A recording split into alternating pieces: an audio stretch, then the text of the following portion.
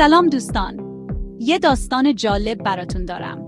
داستان یه مرد مهربون که دنبال حقیقت بود. یه روز تصمیم گرفت بره پیش شیطان.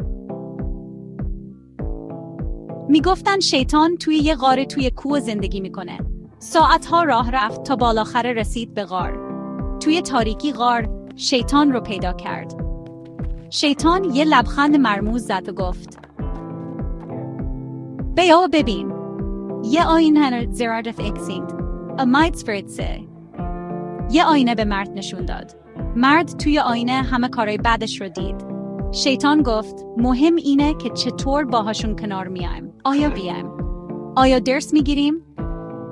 مرد با اراده قوی از غار بیرون اومد. از اون روز به بعد تصمیم گرفت کارهای خوب انجام بده، به دیگران کمک کنه. فهمید که مهم اینه که از حالا به بعد چطور زندگی کنیم.